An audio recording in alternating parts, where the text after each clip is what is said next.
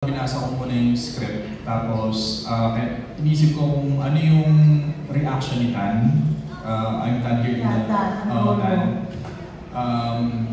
Yung characterization ni Tan is may mga specific na nakalagay na nakasulat. So, dinagdagan ko na lang siya ng konti para medyo, kasi syempre, pangatlong lead ko na rin ito eh. So, kumbaga parang gusto kong maiba yung character din sa mga previews. So, mannerism, habits, kung paano magsalita si Dan.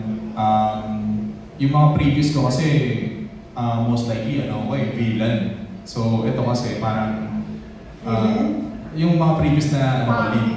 Yung mga previous na lead ko. So, ito kasi medyo sinishift ko yung character ko dito na Dan. So, kumbaga parang malambing ako sa asawa ko, mapagmahal. Pero therefore, yun yan, hindi ko na-spoil ko ano yung nangyari. So, shift ko ng, siguro sabihin natin kalahati lang. So, I hope na mati-deliver ko naman yung character ni Dan dito na pag napanood niyo itong Salesian na series na to.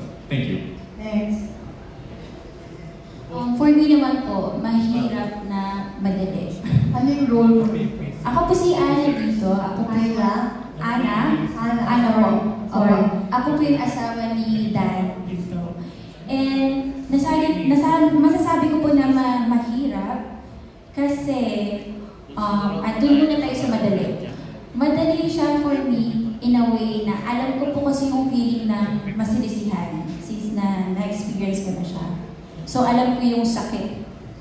Ang mahirap po is yung nangyari sa akin before is pag sa totoong buhay po kasi sobrang galit ka talaga. Siyempre nasalasihan ka eh.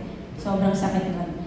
Mahirap kasi dito si Ana, sobrang rupok niya, sobrang bait niya, and nahirapan ako sa emotions na i-deliver ko kasi kunwari, magde-date kami ni Direk. Yung ibabato kong line, sobrang galit yung bigay ko. Ganyan, sobrang galit. Pinapabawas ni Direk.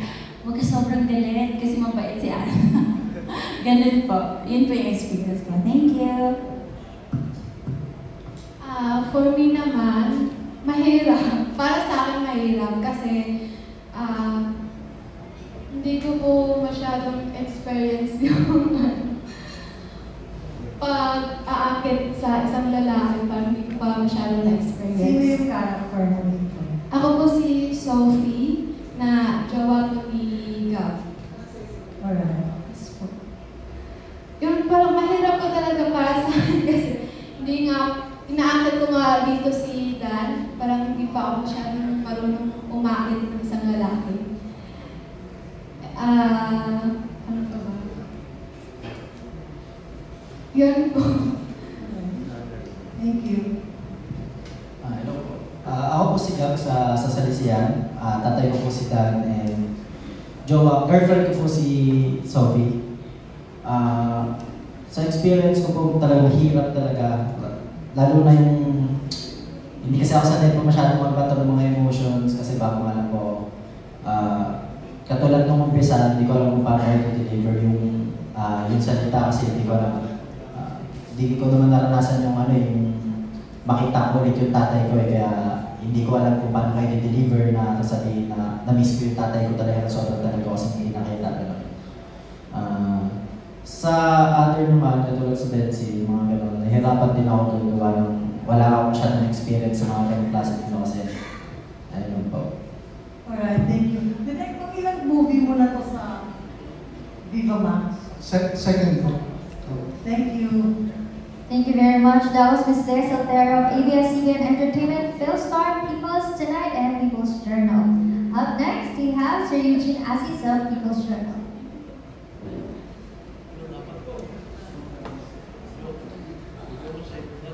Okay. Unang-una gusto ko tanongin si Direk.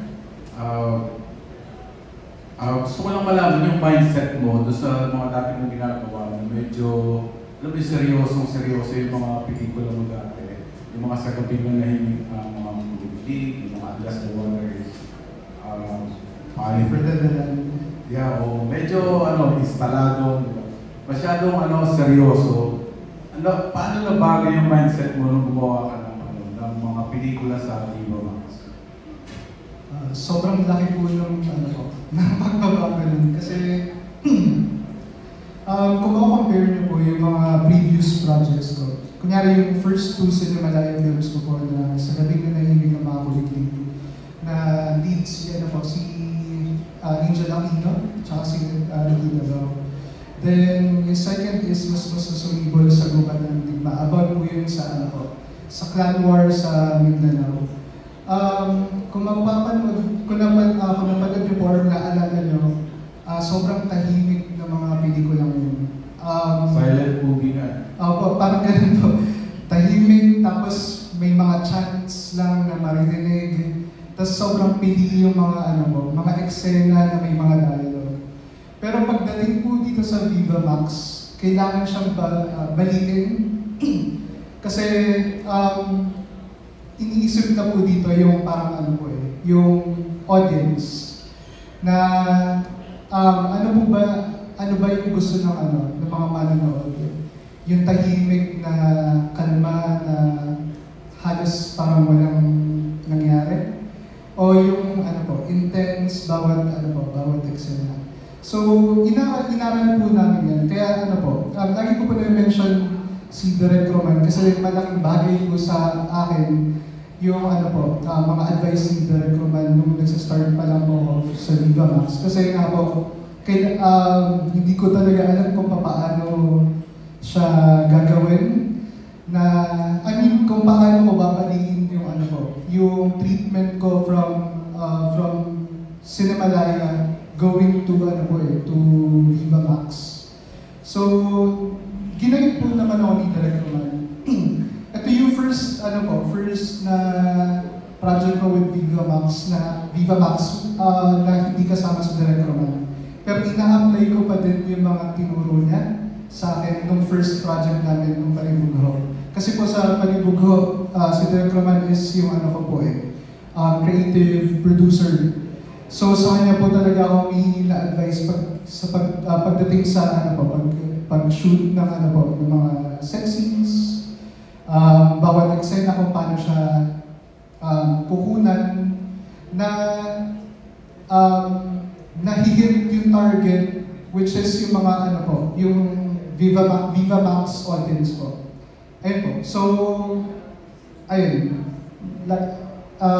Gaya sabi ko kanina, lagi ko minimension si Direk Roman pagdating po sa sa pagbali ng previous and current projects ko po. Okay, thank you. Tsaka actually nagustuhan ko yung yung trailer pa lang, dialogues, ibang-iba doon sa Gabing na Nahimik kasi yung dialogue. Magaganda yung dialogue. Yes po. Okay. Congrats sa transformation. Thank you po. Okay. Para sa cast, syempre sasabihin nyo, yung paghubad laging jump start lang sa pag-aartista. Usually gano'n na sabi. Kung sakali na mabigyan kayo ng pagkakataon na gumawa ng hindi sexy, ano talaga yung dream role nyo? Yung talagang dream role nyo? Okay, yung dream role ko kasi is yung mga action thriller, mga ganyan, tapos heavy drama. May isang heavy drama ako na gusto dati na parang sana may galaw ng project in the future dito sa Viva Max, yung yung kay Keanu Reeves, A Walk in the Clouds. Oh, okay. Yun, ang ganda ng story na yun, and yun, heavy drama din yun eh. So, I'm just manifesting, sana may galaw ng project in the future dito sa Viva Max. Okay. Yun, thank you very much. Parang ina-idolize mo na actor. Bukod kay Keanu Reeves siya. Yeah, si Keanu Reeves yun. Gusto ko siya kasi maganda yung mga roles niya. Sino ba? Yung Sa local. Sino nga ba yun? Si Jake Cuenca. Yun. Tapos sino isa? Carlo Aquino. Oh, okay. Yes. Gusto ko yung flow ng acting nila. Hindi ko sila ginagaya, pero gusto ko yung pointers na tinitingnan ko sa kanila. Paano sila matake ng sequence, tsaka paano na mag-characterization. So, yun yung ano, mga pointers ko. Okay. Thank you very much. Si Jaja. Ako naman po, rom-com or comedy po. Shara pala, sorry. Zara po, Zara. Zara. Yes po. Ayun po, rom-com or comedy. Kasi sa totoong buhay po, makulit po talaga ako. Ano ako, funny, gano'n. Nagpapanggap lang po ako ngayon dito sa harap nyo na maging mainit. Lalo na't andyan po yung manager ko. Ayun po, yun kita nga. Comedy po. Okay. Si Amabella. Ako naman is dramatic po. Gusto ko po yung mga eksena na maging mahirap, tapos magiging mayaman. Gusto ko po yun. Ayun po. Si Rafi. Rafi tuloy yung masasabi ko. Rafi. Kung ako po siguro action and ano po, mga romantic movie gano'n. Mas, hindi kasi ako sanay masyado yung mga parang umiiyak-iyak. Hindi ako sanay ng mga gano'n. Mas gusto ko yung diretso lang pagka uma-acting. Tapos, mas ano ako sa action. Mas mahilig din ako sa mga action movie kaysa sa mga romantic movie. Are you also a singer like your dad? Hindi po. Okay. Thank you, may nakakilala sa tatay ko. Hello po. Kaibigan ko siya. Anyway, follow up lang kay Direct. Yun din, ano yung dream movie mo as a director? Ako po gusto kong gumawa ng horror. Kasi gusto kong laruin kasi yung yung parang emotions ng tao. So pag ako nanonood ng horror, parang iba-ibang emotions yung nagagawa. Parang para sa akin challenge po kasi siya na kung paano ko, kasi ang pangarap kong horror movies parang very atmospheric na feel, pero nakakatakot siya. So papaano siya ma-achieve? So yun yung parang yung challenge para sa akin. So kung if ever na magkaroon ng horror film, ganun po yung ganun. Okay, so maraming salamat sa inyo lahat. Thank you for your questions. That was your Eugene Assis of People's Journal. For our next one, we have Trixie Dow's a content creator and film reviewer.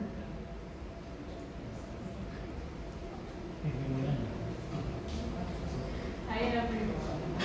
Ayan. So, ang question ko first, yung para sa cast, ano yung mas pipiliin nyo? Sumalisay or masinisira?